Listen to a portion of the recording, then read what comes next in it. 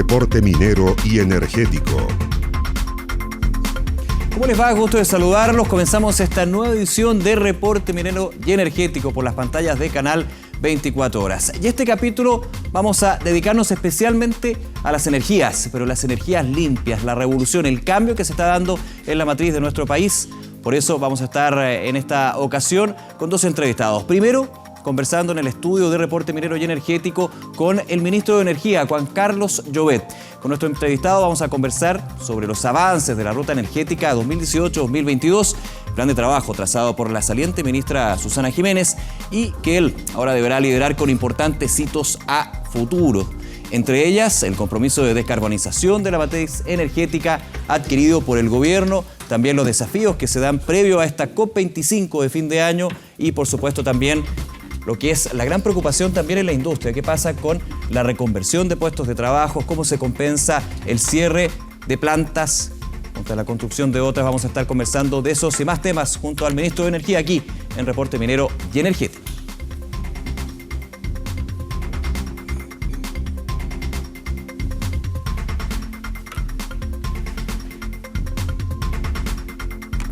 Y para seguir hablando también de energía, en la segunda parte del programa vamos a estar conversando con Carlos Finat, director ejecutivo de Acera, asociación gremial que reúne a las generadoras de energías renovables de nuestro país. ¿Cómo va el avance en esta materia? Se lo vamos a estar preguntando aquí en la mesa de Reporte Minero. Y como todas las semanas, también revisamos las noticias de la agenda minera y energética. Acompáñenos y comenten el capítulo de hoy en Twitter con el hashtag Reporte Minero y Energético. Llevar al país hacia la modernización energética, pero con un sello ciudadano. Ese es el objetivo de la Ruta Energética 2018-2022 que impulsa el gobierno a través del Ministerio de Energía.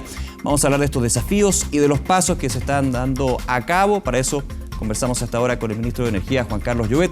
Ministro, gracias por acompañarnos. Bienvenido. Hola, buenas tardes. A ver, esta Ruta Energética, primero, ¿cuál es el gran pilar que representa para comenzar esta conversación?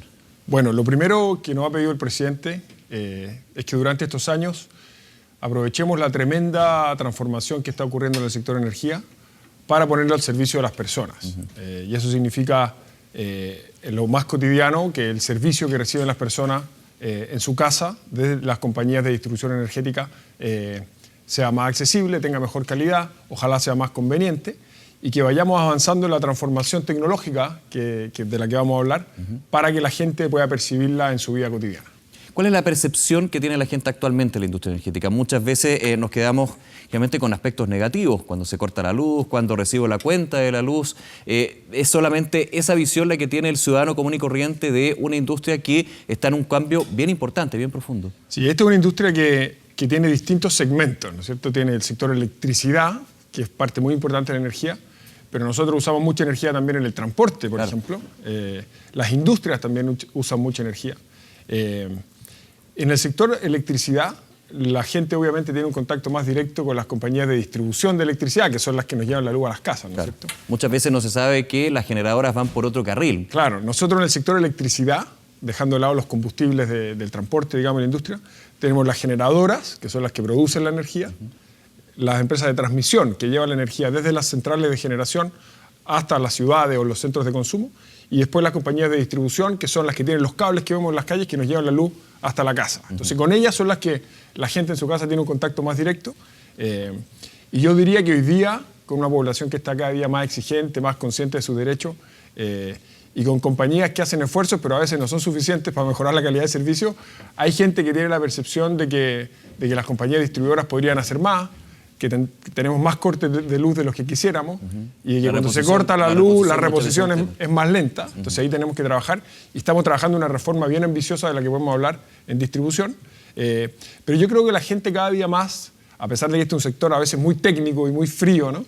La gente tiene conciencia que Chile, en materia de generación de energía, que es el primer segmento, ¿no es cierto?, tiene un potencial extraordinario de ir cambiando su matriz de generación, que hoy día es un 40% carbón, es la fuente más importante, hacia energías más renovables. Y eso es uno de los desafíos más importantes que tenemos en el gobierno. Estamos con esta ruta hasta el 2022 y parte de la primicia de tener una matriz energética más verde, más sustentable, más amigable, pero también exigiéndole más potencia, porque estamos en un país en vías de desarrollo donde la demanda de energía va siendo más creciente. ¿Cómo se pueden compatibilizar esos dos aspectos? Más demanda por energía, pero al mismo tiempo que sea sustentable y sostenible. Sí, bueno, efectivamente la demanda por energía es muy sensible al ciclo económico, ¿no es cierto? Como dicen los economistas. Entonces, cuando crece la economía, la demanda por electricidad va aumentando a tasas muy importantes.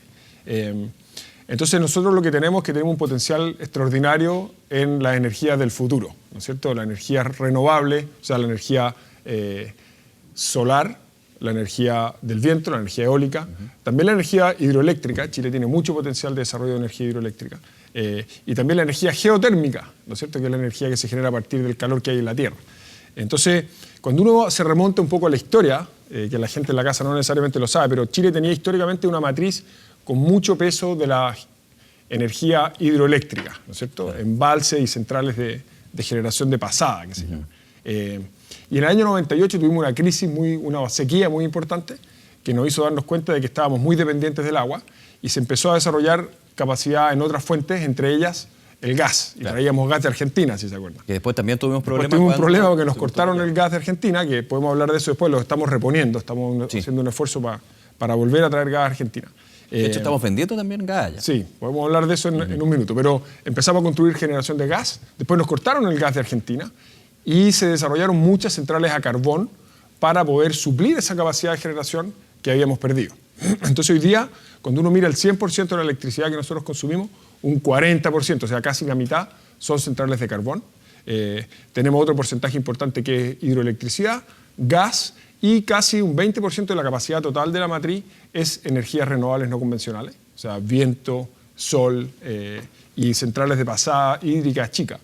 Y lo que estamos haciendo, y el presidente se puso esta meta, es que Chile de aquí al año 2040 cierre todas sus centrales de generación de energía a carbón. Ese 40% que actualmente es la materia energética, ha ido cambiando, pero cerca del 40%. Cerca del 40% de la energía que consumimos viene del carbón. Entonces el desafío es bien ambicioso porque tenemos que reemplazar el 40% y además absorber el crecimiento cerrando todas las centrales a carbón. ¿Y por qué es importante esto? Porque uno de los desafíos más importantes que tenemos no solamente en Chile, sino que en el planeta, digamos, es el problema del calentamiento global. Claro.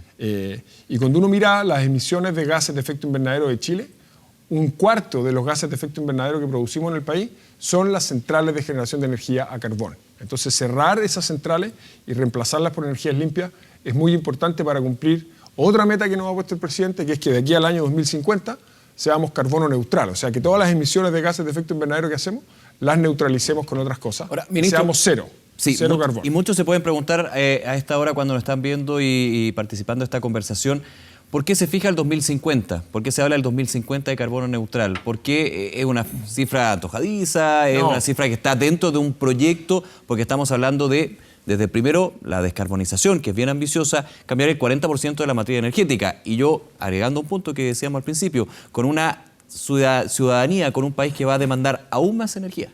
Sí, es una buena pregunta. Mire, aquí hay harto consenso internacional ya de que el cambio climático está ocurriendo, el calentamiento de la Tierra, ¿no es cierto?, y de que está causado por causas generadas por el hombre, ¿no?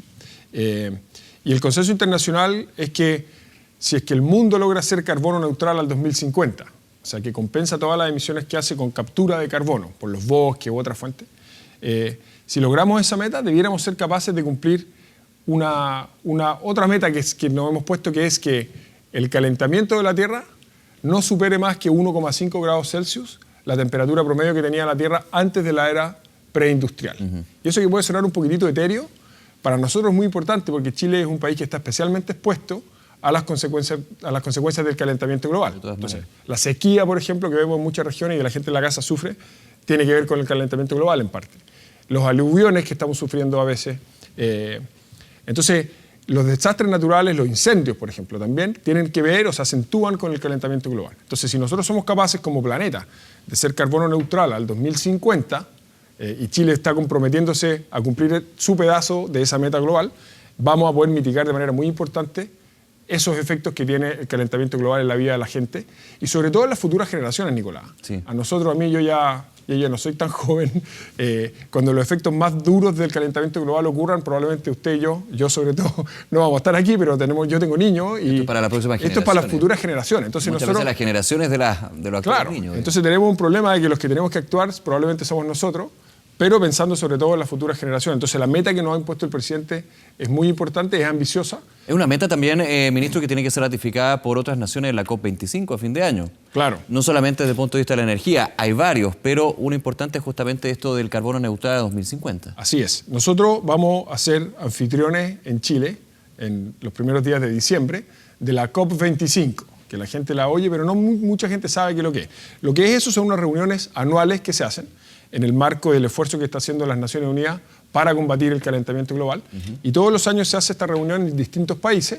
Le toca a Chile ahora la número 25, la primera fue el año 95 en Berlín.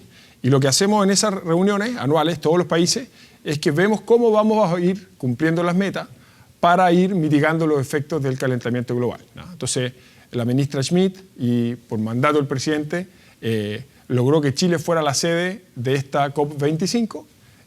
Con un par de dificultades, también pensando que iba a ser en Brasil. Tiene desafíos de ejecución bien importantes. Brasil iba a ser y no pudo, entonces Chile tomó la posta. Pero esto es muy importante porque Chile le da, a pesar de que somos un país chico, tenemos un potencial de energía limpia gigantesco.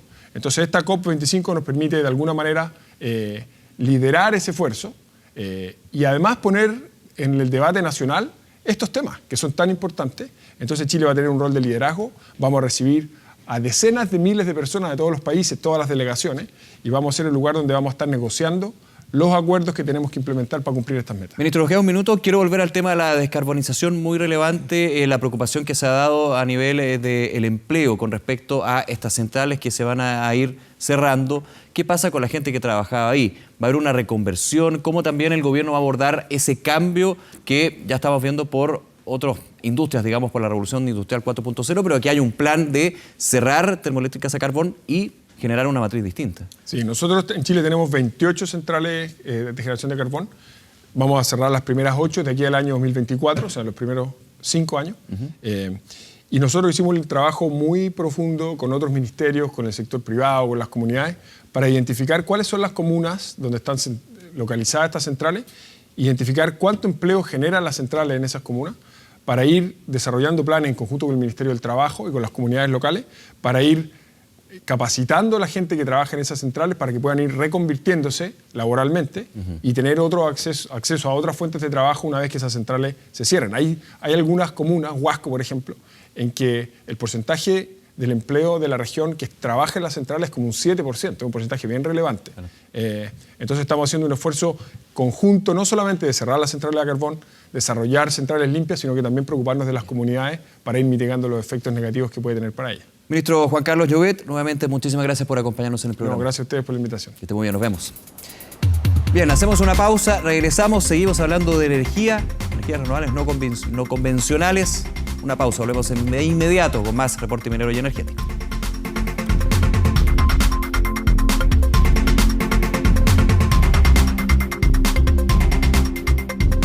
Bien, y tal como conversábamos con el ministro Juan Carlos Llobet, los efectos del cambio climático y también los compromisos internacionales asumidos por nuestro país nos llevan a una modernización radical en la matriz energética.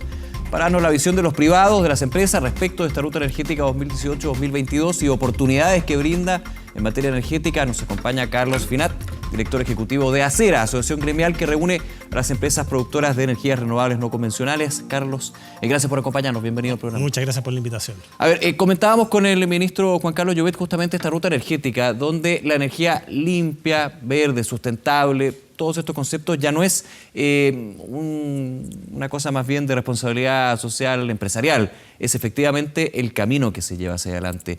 Esta ruta energética, ¿cómo la evalúan desde Acera? A ver, coincide perfectamente, yo creo, con una realidad, y en ese sentido creo que se evalúa muy positivamente.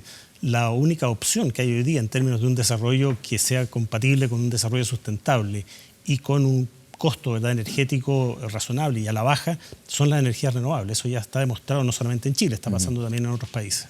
Claro. ¿Cómo está Chile en ese punto? Yo recuerdo, por ejemplo, que había mucha mitología también con respecto a la energía renovable. Es cara, no es tan potente. ¿Para qué dejar de lado a las termoeléctricas? Inestable. ¿Por qué no optar por la energía nuclear en este caso? Sí. Bueno, yo creo que se podría escribir un libro sobre todas las cosas que se han dicho. Afortunadamente todas ellas probaron no ser correctas. y hoy día es efectivamente la decisión razonable. Ahora, Chile creo que está bien. De repente, bueno, uno siempre quiere más, y es por eso que muchas veces nos va a ver diciendo qué cosas se pueden hacer, pero no es un descontento, yo diría, sino que más bien es que estamos convencidos que Chile puede hacer más de lo que está haciendo, que ya es mucho. O sea, si tú comparas Chile a nivel regional con el avance que han tenido las energías renovables no convencionales, Chile tiene un papel de liderazgo, incluso a nivel mundial. Seguimos siendo un referente para muchos países de la forma como se ha hecho esto, recurriendo al mercado, sin recurrir a subsidios. Sí. Claro, a diferencia, por ejemplo, de países europeos donde gran parte del financiamiento ha sido vía subsidios. Tuvimos la crisis del 2008, de hecho, donde muchos de los subsidios se fueron terminando. Así es, un caso paradigmático es España, con la energía solar, $400 por megawatt hora, que lo paga el contribuyente finalmente. Aquí no, aquí ha sido una competencia pura y dura, y muy dura. Hemos tenido licitaciones, ¿verdad? La última licitación de distribuidoras en las cuales prácticamente eran 20 o 30 proponentes, cosa que nunca se había visto en Chile en ese tipo de licitaciones. Claro, se destacó justamente como una licitación histórica. Carlos, en ese punto, vuelvo al tema que conversamos en la entrevista anterior, al 2050 ser carbono neutral. ¿Usted lo ve posible? Sí. Definitivamente sí, es un gran desafío y creo que habla muy bien de Chile, creo que es una decisión dura de tomar y que la tomó el presidente Piñera y creo que realmente es algo que hay que reconocer. ¿Pero usted lo ve como una política de Estado? Es decir, sea el gobierno que esté, que se mantenga. A ver, nosotros creemos que la política energética es una política de Estado. Es muy importante que Chile tenga esa visión. Las inversiones que se pueden decidir hoy día, por ejemplo, en infraestructura de transmisión, recién se va a ver en 8 años más su construcción. Entonces, esto trasciende los gobiernos. Una central renovable que se construye hoy día va a estar 30 años en el sistema. Entonces, eso necesita una visión de largo plazo. Y en esa visión de largo plazo ya hay varios estudios, yo diría por lo menos hay unos 4 estudios, incluyendo uno del coordinador, que muestra que esto es factible.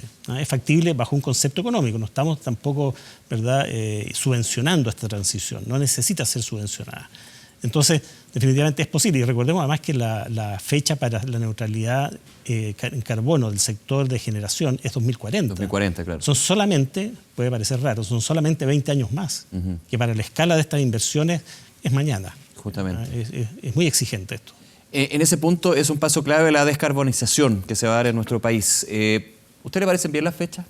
Sí, las fechas creo que son... Porque han habido algunos críticos que dicen ¿por qué no hacer más acelerado esto de pasar de la energía desde el carbón a energías limpias? Es lo que te decía anteriormente, que siempre uno quiere más y en la medida que eso sea posible, yo creo que por un tema de responsabilidad hacia las generaciones que vienen, tenemos que hacerlo. El informe del IPCC, que llama, ¿verdad?, a limitar el crecimiento de las temperaturas globales en 1,5 grados centígrados al año 2050, es muy claro en eso. Dice, cualquier fracción de grado que se pueda reducir esto significa un menor impacto ambiental, menos pérdida de biodiversidad y, por lo tanto, preservar un mundo para nuestras generaciones siguientes, ¿verdad?, tal como relativamente parecido al que conocimos nosotros. En ese punto, ¿está preparada la industria de energías renovables no convencionales alojada en nuestro país para poder solventar este cambio en el 40% de la matriz energética que conversábamos antes con el ministro? A ver, en realidad el 40% es para retirar la capacidad de carbón. Claro. Hay un 20% de gas que, siendo menos contaminante, igual para llegar a la meta del 2040 tiene que ser retirado. Sí. Estamos hablando un poquito más del 40 aquí. Es más. Es bastante más que 40. Es más. Definitivamente sí. Chile hoy día goza de un prestigio a nivel internacional que asegura el financiamiento de los proyectos. Cuando una empresa que está en Chile va a un banco a decir que quiere hacer un proyecto acá, el banco la va a recibir bien porque sabe que Chile ha tenido siempre una seriedad y una estabilidad en sus reglas. Entonces, creo que eso ya muestra... y por otro lado, en Chile existen hoy día una cantidad de empresas mucho mayor de lo que uno podría suponer en un mercado pequeño como es Chile. Pero ¿qué pasa? Las empresas han elegido a Chile como su inicio, ¿verdad?, las internacionales, su inicio de actividades en Sudamérica y por lo tanto ellos desde acá manejan sus inversiones o los proyectos, ¿verdad?, en Colombia, en Perú, en Bolivia, incluso en Argentina. Entonces yo creo que todas las condiciones, está la oferta, está la demanda. Chile necesita energía eléctrica, un habitante de nuestro país, ¿verdad?, consume 4 o 5 veces menos energía que un habitante de Estados Unidos. Obviamente no queremos llegar a esos niveles, que da una idea también de que hay un despilfarro de energía. Claro, importante también insertarse lo que es el concepto de eficiencia energética. Por supuesto, pero también tenemos que hablar, ¿verdad?, de una electrificación de la matriz, o sea, una forma de limpiar sectores como el de la movilidad, que hoy día usa combustibles altamente contaminantes como la gasolina o el diésel, es que esos vehículos se conviertan en eléctricos, y eso es demanda neta. Nosotros hicimos un ejercicio hace poco de convertir los sectores de movilidad y de calefacción y cocina, haciendo números muy aproximados, pero da una idea, a electricidad, y eso significaba que la demanda subía al doble. ¿Sin subir los costos para el usuario final? Estamos haciendo más bien en términos del balance de energía, la comparación, más que en términos de costos, pero es para tener una idea. Sí, sí. Si hoy día se hace ese cambio, significaría duplicar la demanda del país. Entonces, estamos hablando de un esfuerzo importante y la pregunta creo que es súper pertinente. Y la respuesta es tajante, sí, está listo, porque además el sector que conocíamos con energías convencionales, sus decisiones corporativas, y lo están haciendo hoy día, es virar hacia la energía renovable. Claro, porque también se ha dado esto, evidentemente estamos hablando de lo que es el carbón, de lo que son las hidroeléctricas, pero son energías convencionales que se van tornando al ERNC, digamos, en este punto. Claro, pero más allá de eso, ¿verdad? Hay divisiones, de hecho, varias de ellas. Claro, pero Engie o EDF, ¿verdad? Todas las grandes corporaciones energéticas a nivel internacional, su objetivo es descarbonizarse como empresa, porque no pueden, ¿verdad?, construir nuevas centrales en los países en los cuales operan. Están sujetas a impuestos. En Chile todavía el impuesto es muy bajo, pero en algún momento creemos que ese impuesto va a llegar a un valor que refleje efectivamente las externalidades negativas y por lo tanto no tienen posibilidad alguna de crecer en ese ámbito. Van a crecer sobre inversiones en energías renovables y dentro de ellas las que se conocen como no convencionales. Bien, Carlos, nuevamente muchísimas gracias por acompañarnos en el programa con tan interesante tema. No, gracias a ti por la invitación nuevamente, disponible siempre. Encantado, hasta luego. Gracias. Bien, como todas las semanas revisamos parte de la agenda minera y energética. A través de un hecho esencial enviado a la Comisión para el Mercado Financiero, el directorio de Codelco designó a Octavio Araneda como el nuevo presidente ejecutivo. Araneda es ingeniero civil en minas de la Universidad de Chile y prácticamente desarrolló toda su carrera en la cuprífera estatal, siendo actualmente el vicepresidente de Operaciones Centro Sur de Codelco. Para el ministro de Minería, Valdo Procuriza, Octavio Araneda tiene la capacidad, profesionalismo y honestidad para sacar adelante, dijo, todos los proyectos estructurales. El nuevo presidente ejecutivo asumirá el próximo 1 de septiembre en reemplazo de Nelson Pizarro, quien desempeñó dicho cargo en los últimos 5 años. Con el fin de conocer los nuevos proyectos del desempeño medioambiental de la Fundición Hernán Videla Lira, la Comisión de Minería y Energía de la Cámara del Senado sesionó en Paipote. En compañía del vicepresidente ejecutivo de NAMI, Robert May Nichols, Álvaro Elizalde, Yasna Proboste y Rafael Provence, recorrieron las instalaciones de la operación en la región de Atacama. El fomento a la pequeña minería y la relación con las comunidades fueron algunos de los temas tratados. El senador Provence destacó el desafío medioambiental autoimpuesto por la estatal, el que pretende llegar a un 98% de captura de emisiones de gases contaminantes, es decir, supera positivamente la norma en vigor. Y el Ministerio de Minería dio a conocer una nueva plataforma digital que entregará información a todo el público sobre la gestión de relaves. Este sitio web busca generar un espacio de intercambio de ideas e innovaciones sobre la materia y de esta forma fomentar la investigación, desarrollo y la implementación de nuevas tecnologías para el tratamiento de estos pasivos ambientales. La plataforma incluye el banco de ideas, que contiene un repositorio que recopila los distintos trabajos investigativos de la academia sobre el estado del arte de los depósitos de relaves en el país. A la fecha, recordemos, un 86% de los 742 relaves existentes en Chile están inactivos o abandonados. Llegamos al final del programa. Como siempre, muchísimas gracias por acompañarnos. La invitación a aprovechar las redes sociales, Facebook, Twitter, @reporteminero para conversar con nosotros. También www.reporteminero.cl con todos sus contenidos, suscribirse a nuestro canal de YouTube y poder revivir lo que son los capítulos y temporadas pasadas del programa en www.24horas.cl. Será hasta la próxima. Que estén muy bien. Chao, nos vemos.